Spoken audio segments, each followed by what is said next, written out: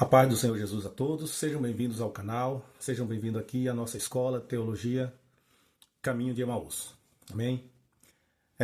Nós estamos dando continuidade nesse vídeo, é o segundo vídeo desse estudo chamado Integridade Ministerial. Então vamos dar continuidade no segundo vídeo. Se você entrou aqui por acaso nesse vídeo, tem o primeiro vídeo aqui, né, um pouquinho acima, nessa playlist. Só você digitar lá na playlist Integridade Ministerial, que você vai ver todos os capítulos desse estudo, tá bom? Hoje nós vamos dar continuidade ao primeiro capítulo, né, que chama-se Qualificações para o Ministério. E nas qualificações nós já aprendemos sobre ser irrepreensível e também sobre marido de uma só mulher, tá? Eu não vou entrar no mérito aqui, porque nós já estudamos na aula passada, né? Então, para nós ganharmos tempo aqui, nós vamos só dar prosseguimento, né, a esse estudo, tá bom? Se você tiver alguma dúvida, é só ir no vídeo anterior, que lá tá todos os detalhes que eu leio a apostila e vou explicando também. Amém? Então, vamos assim ganhar tempo e vamos dar continuidade. Vemos sobre ser irrepreensível, marido de uma só mulher. Agora nós vamos ver sobre temperante, né? Prudente, vigilante e temperante. O que significa? Significa temperado, sóbrio, ajuizado. Indica também a abstinência total de bebidas alcoólicas. Né? Uma pessoa que é sóbria e vigilante, ela também tem abstinência total, né? Não tem nenhuma uma recaída sobre bebidas alcoólicas. Livrando assim o pastor da aparência do mal e da tentação do alcoolismo. Tá? É alguém que sabe dirigir-se no caminho da santidade e evita os vícios e os efeitos e os defeitos típicos do paganismo. Então, uma pessoa que é prudente, o pastor, né, que é prudente, vigilante e também temperante, ele é ajuizado, ele é sóbrio e ele é temperado, né? Ele é temperado e sóbrio porque ele evita total acesso às bebidas alcoólicas. E ele é ajuizado porque ele evita o caminho, né, e os vícios e defeitos típicos que é do paganismo. Pelo contrário, ele anda no caminho da santidade. Isso é o que significa ser temperante e vigilante.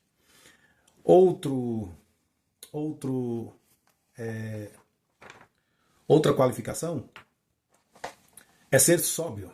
A palavra sóbrio quer dizer prudente, né? Como eu falei um pouquinho anterior.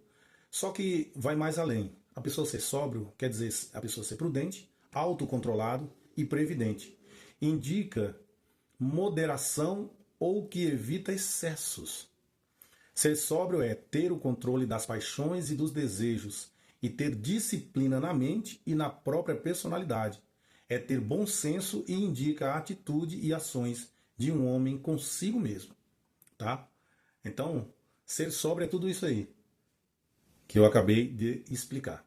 Porque a intenção da apostila desse estudo é não só mostrar quais são as qualificações, mas também fazer entender, né, o significado dessas qualificações. Próxima qualificação é ser modesto, que quer dizer ordeiro e honesto, né? Modesto, ordeiro e honesto. É um homem honesto.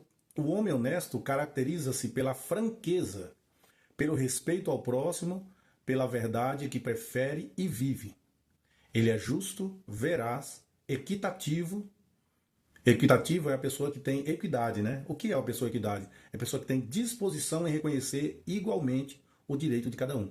Não basta só reconhecer que o direito de cada um. A pessoa tem disposição em reconhecer, ou seja, defender o direito de cada um. Isso é equidade. Então, a pessoa modesta, ordeiro e honesto é uma pessoa que tem equidade, né? Também ele é digno de confiança e possui inteireza de caráter. Sua vida é um livro aberto, tá bom? A vida de uma pessoa modesta é um livro aberto. Ser modesto é ordeiro. Não, ser modesto e ordeiro é ser digno, bem comparado, sereno, ter boa conduta e boa reputação, é ter respeito e reverência, tá? Tudo isso a Bíblia requer do homem no ministério pastoral, tá? São qualificações indispensáveis para o ministério pastoral. Próxima qualificação é ser hospedeiro. Esse hospedeiro aqui, nós vamos compreender o que é ser uma pessoa que hospeda, né? Que recebe bem as pessoas dentro da sua própria casa. Vamos lá, hospedeiro. O hospedeiro ou hospitaleiro, como a palavra diz, hospitaleiro significa amante da hospitalidade. O hospitaleiro, em um sentido mais amplo, significa amor aos estranhos. Tá? Esse negócio de pessoas não querer ninguém dentro da sua casa, pela Bíblia, é meio que antibíblico isso aí. Por quê? Porque o hospitaleiro, ele ama a hospitalidade, ele ama receber as pessoas, principalmente os seus irmãos de fé. Então vamos lá. As hospedarias das épocas bíblicas, além de raras, serviam às meretrizes e aos ladrões. E era necessário que os membros da igreja, bem como os pastores, oferecessem sua hospitalidade e demonstrassem interesse por seus irmãos na fé, dando-lhes o necessário para a vida diária. Assim, os pastores, por serem os representantes da igreja, com frequência tinham que abrigar viajantes vindos de outros lugares. Então, o contexto bíblico era assim: as pessoas viajavam e não viajavam como nós viajamos hoje. Hoje, a maioria das pessoas tem o seu próprio carro. Quando não tem carro, tem os veículos de aplicativo, tem os ônibus de turismo, ônibus coletivo, que são os urbanos, tem viagens de avião, tem vários tipos, mas antes as pessoas andavam com os seus animais, com as suas cavalgaduras, ou a pé, de uma cidade para outra, de um local para outro. E durante essas viagens, entrava-se na noite e não tinha hospedarias, que hoje nós chamamos de hotel. E as hospedarias, as poucas hospedarias que tinham, serviam, como nós vimos aqui, serviam principalmente às meretrizes e aos ladrões. Então eram pessoas que se apropriavam dessas hospedarias para o seu trabalho, né, ilícito. Então, uma família de cristãos, né, uma família piedosa, jamais iria se submeter a se hospedar em locais em que permeavam esse tipo de pessoas. Então, o que acontecia? Voltava-se aos irmãos da fé. Então, essas pessoas eram os hospitaleiros. Então, qualquer irmão da fé que chegasse de viagem, passassem, quisessem passar a noite na casa de alguém, dos irmãos, tinham livre acesso, porque esses irmãos já tinham por costume, né, hospedarem uns aos outros. E esse era o contexto, né, da Bíblia, não é verdade? Então vamos lá. Algumas referências bíblicas demonstram que esse era um dos deveres mais importantes da nossa fé. Sim, como eu acabei de ler também, os pastores, por ser representantes da igreja e por darem os exemplos, eles eram os primeiros a oferecerem suas casas como hospedaria, por eles serem, né, os primeiros da igreja. Então vamos lá, alguns exemplos, algumas referências bíblicas, que esse era um dos deveres mais importantes da nossa fé. Em Hebreus 13:2 diz: não vos esqueçais da hospitalidade, porque pela hospitalidade, alguns, não o sabendo, hospedaram anjos. Olha só que coisa maravilhosa. Às vezes a pessoa recebe um irmão na fé em sua casa e na verdade era um anjo que estava ali, né? Era um mensageiro, propriamente mensageiro de Deus, para até mesmo provar, né, a nossa fé e nos aprovar também, né? Em 1 de Pedro, capítulo 4, versículo 9, diz: sendo hospitaleiros uns para com os outros, sem murmurações. Ser hospitaleiros uns para com os outros, e isso sem murmurar. É o que sugere Pedro aqui. É o que manda o Espírito Santo através de Pedro. Pode notar que todos os versículos que falam sobre hospitalidade denota um mandamento, né? Pode notar. Vamos lá. Em Atos capítulo 16, versículo 15 diz: e depois que foi batizada, ela e sua casa, que fala sobre a mulher, né, em Atos dos Apóstolos, Lídia. E depois que foi batizada, depois que Lídia foi batizada, ela e sua casa nos rogou, dizendo: se haveis julgado que eu seja fiel ao Senhor, entrai em minha casa e ficai ali. E nos constrangeu a isso. Isso está em Atos 16, versículo 15. Então veja bem a hospitalidade, a demonstração de hospitalidade e de alegria que as pessoas tinham em receber os seus irmãos da fé, né, na sua própria casa. Tá? Ainda sobre a hospitalidade, nos diz aqui: ser hospitaleiro é, então, um dos quesitos necessários aos aspirantes ao pastorado. É uma virtude, uma forma prática de alguém dar de si mesmo, assemelhando-se a Jesus Cristo. Que Jesus Cristo nunca poupou coisa alguma de si mesmo em prol dos outros. O pastor, assim como todo cristão, devem ser hospitaleiros e generosos uns para com os outros. Tá bom? Isso aí é o recado para nós despertarmos a nossa hospitalidade para o bem dos nossos irmãos. Assemelhando-se a Jesus, porque Jesus ele nunca poupou nada de si próprio. Na verdade, ele se entregou por cada um de nós, né? Então, o mínimo que nós devemos fazer é demonstrar, né, alegria em servir uns aos outros, porque o ser hospitaleiro é servir uns aos outros. Amém? Então tá aí essa qualificação ao ministério pastoral. Próxima qualificação é ser apto para ensinar, tá? Apto para ensinar. Apto para ensinar quer dizer habilidoso no ensino, indicando alguém que possui o dom ministerial de mestre. Então tem umas pessoas que Deus chama para ser mestre, para a área do ensino, né? Então um pastor ele tem que ser habilidoso. Às vezes não pode nem ser mestre no ensino, mas ele tem que ser habilidoso no ensino, indicando alguém que possui um dom ministerial de mestre e que tem disposição, veja bem, e qualificação para ensinar, porque todo pastor tem que saber ensinar. Mas como é que vai saber ensinar? Através da leitura e prática da palavra de Deus, porque o pastor ele vai ensinar a palavra de Deus em aconselhamentos, em pregações, né, em ministrações. Todo pastor e todo pregador deve ser um mestre de ensino, pois, de outra forma, destruirá o caráter da sua igreja. Deve ensinar o rebanho nas verdades bíblicas e suas doutrinas, com o poder do convencimento. As pessoas se convertem através da pregação e ministração e aconselhamento principalmente do pastor, de todos os obreiros, mas principalmente do pastor. É isso que a Bíblia requer, né, do pastorado. Lembrando, irmãos, que essas qualificações são baseadas aqui em duas passagens bíblicas. No estudo passado, nós estudamos, no estudo passado nós vemos, no vídeo, né? No vídeo passado nós vemos as qualificações para o ministério pastoral, que se encontra baseado em 1 Timóteo 3, versículo 2 em diante, e também Tito capítulo 1, versículo 6 em diante, do versículo 6 ao 8. Ali tem alguns requisitos e qualificações para o ministério pastoral. Tá bom? Então é baseado nessas duas passagens, em 2 Timóteo capítulo 2 e Tito capítulo...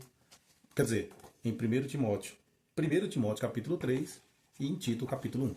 Amém? Então vamos lá, vamos continuar no próxima qualificação. Não dado ao vinho.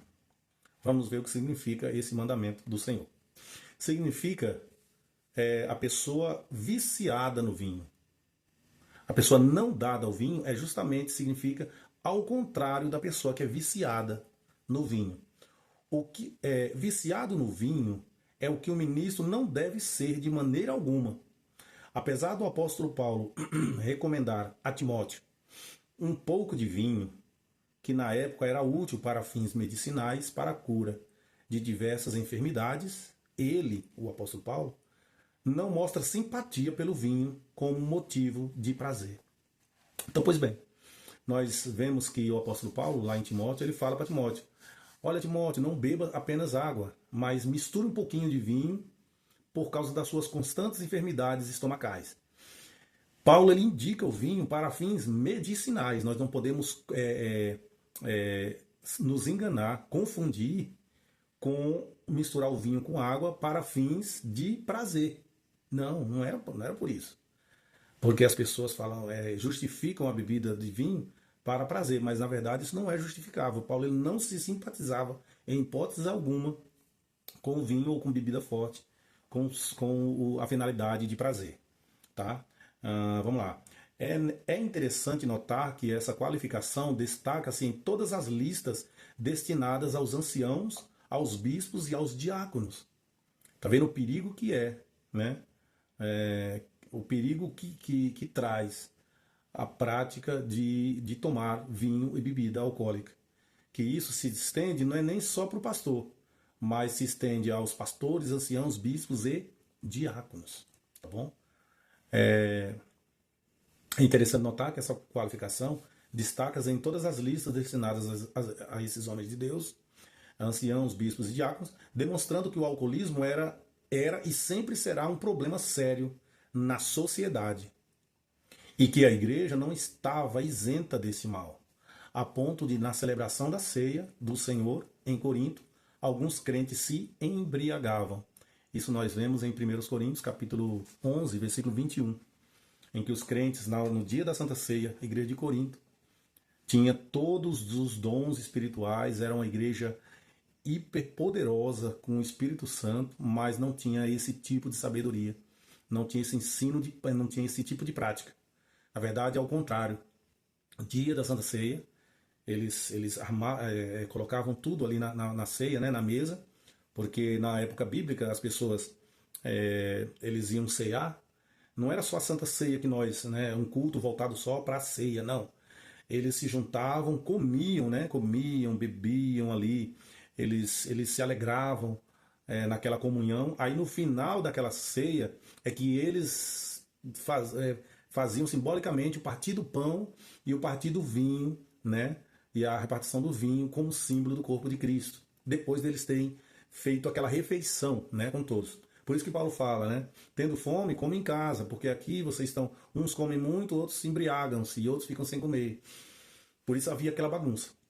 Mas o que a Bíblia nos fala em várias e várias passagens bíblicas é contra o vinho e bebida forte. Porque com ela, com o vinho, nós vemos homens, grandes homens de Deus, tombarem, né? E serem envergonhados, como o patriarca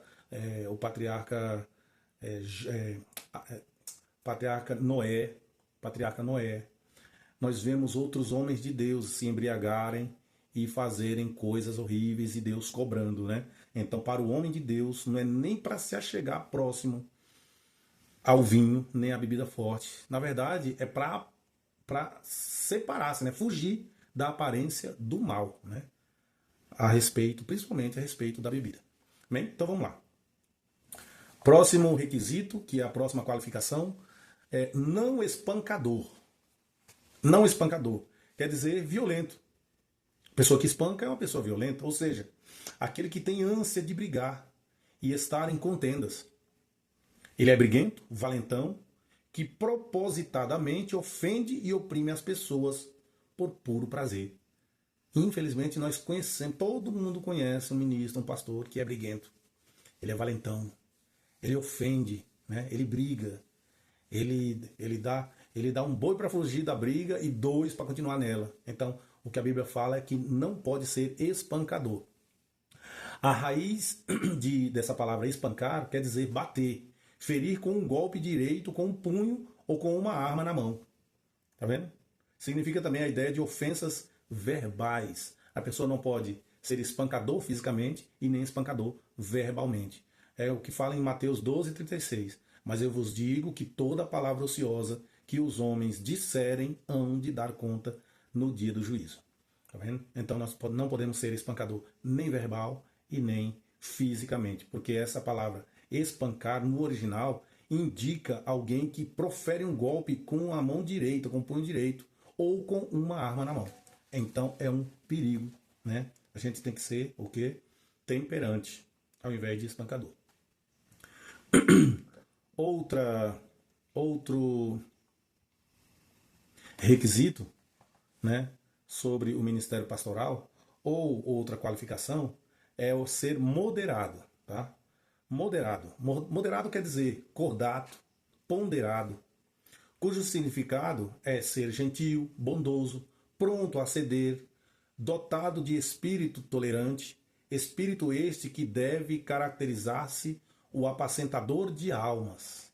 O apacentador de almas, o pastor, ele tem que ser moderado, pronto a ceder, ele tem que ser humilde. Moderação não está associada à mansidão, ou melhor, moderação está associado à mansidão, à gentileza, à suavidade, à humildade, à consideração, a qualidades que um servo de Deus deve possuir para corrigir as faltas dos outros com tolerância. Tá vendo? É muito lindo servir a Deus e trabalhar no Evangelho. Então, com essas qualificações, nós vamos nos aprimorando e aperfeiçoando no ministério. O obreiro moderado é aquele que não procede segundo impulsos ou sentimentos exacerbados e evita a inflexibilidade de atitudes. Ele, por ser moderado, ele pensa antes de agir. Ele não é inflexível. Ele evita sentimentos exacerbados. Ele não leva para si, né? Ele não leva para o lado pessoal os problemas. Não, ele é tolerante, ele é humilde, ele é suave. Ou seja, ele é moderado. Tá? Vamos pular para o próximo requisito aqui. Não contencioso. Não contencioso parece com o outro que é não espancador. Mas vamos ver aqui, ó, significado de não contencioso.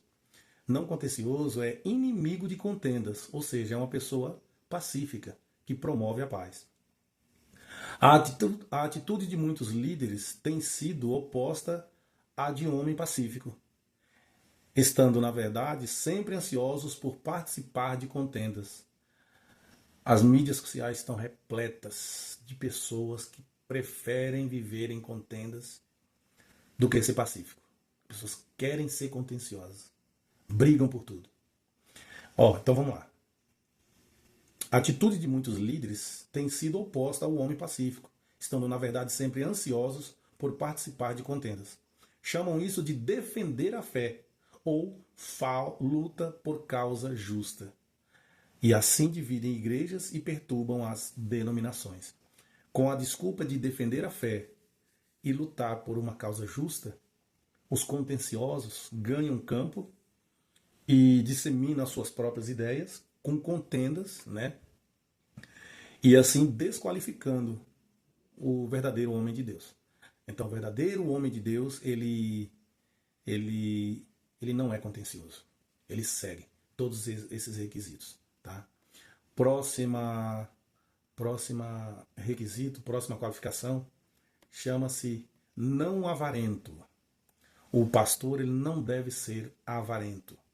Não avarento é não cobiçoso, não ganancioso e também quer dizer desinteressado. Segundo o dicionário, o desinteressado é uma pessoa que não faz questão das coisas materiais. É um não avarento. Tá? O cobiçoso de ganho desonesto. O avarento, ele é um cobiçoso de um ganho desonesto.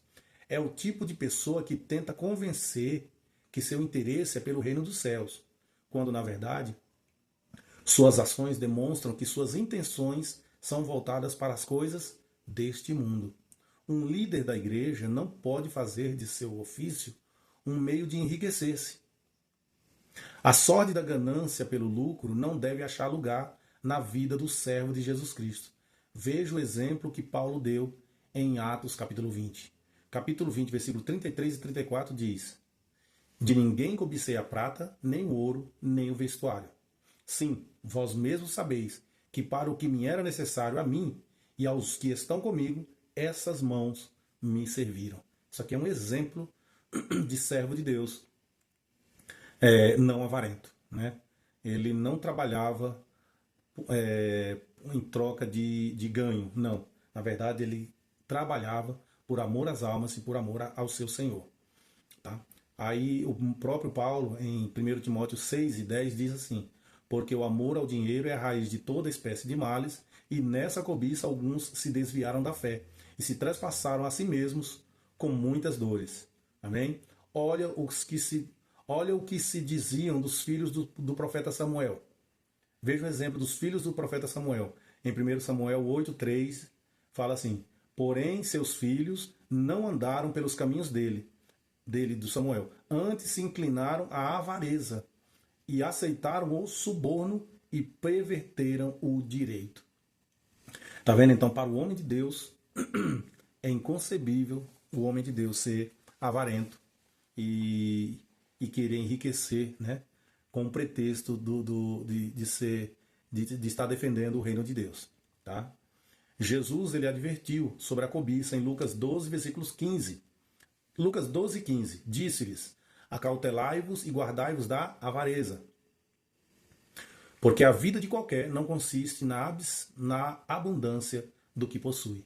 Muita gente se engana. Quanto mais tem, mais eu tenho, mais eu sou feliz, mais eu sou abençoado.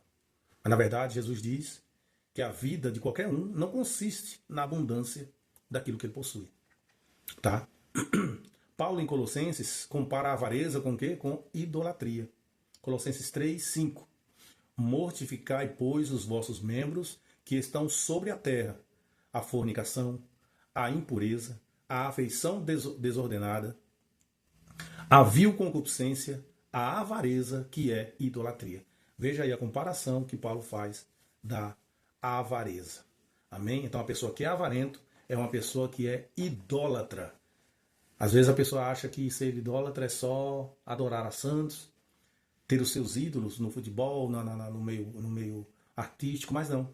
A pessoa que ama o dinheiro, a pessoa que ama, que é avarento, que não larga a mão, não quer ceder, não quer perder nada, nem um centavo, essa pessoa é avarenta, essa pessoa é idólatra. E os idólatras não herdarão o reino dos céus. Amém? Vamos ficar por aqui com esse vídeo, tá bom? Próximo vídeo nós vamos continuar com as qualificações para o pastorado. Amém? Deus abençoe e até o próximo vídeo. Deus abençoe a todos.